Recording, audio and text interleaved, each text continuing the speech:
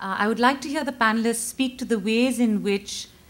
mainstream development organizations and conservative religious movements have co-opted women's movements or women's issues and women's messages. You know, it's become very sexy to be about women's rights, and I think that we're in a moment around that right now. So this is actually going to be one of the last questions. You know, how do we on the one hand welcome people who are not the same people we've always been talking to, while at the same time being aware that it can be easy to take our struggles and our movements and present them in ways that are not necessarily always consistent with our values and our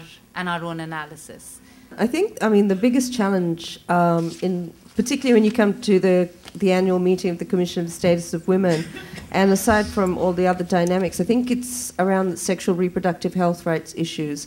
and the conservative nature of a lot of the campaigning that goes around, where they have co-opted it. They're saying, you know, well, we're talking about sexual reproductive health rights, but in essence, you're talking more about the control and not giving women the choices.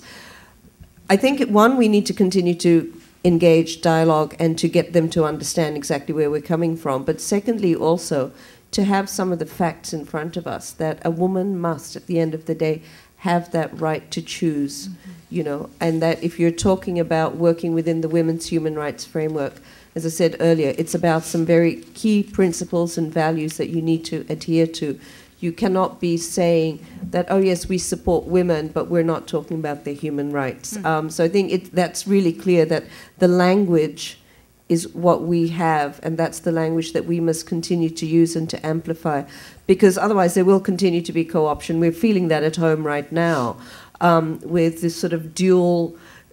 kind of, oh, well, we'll just set up our own women's movement because it's the women's human rights and the peace activists that are standing up to the regime. So we need to be able to challenge that and to show in the work that we do that there is a difference.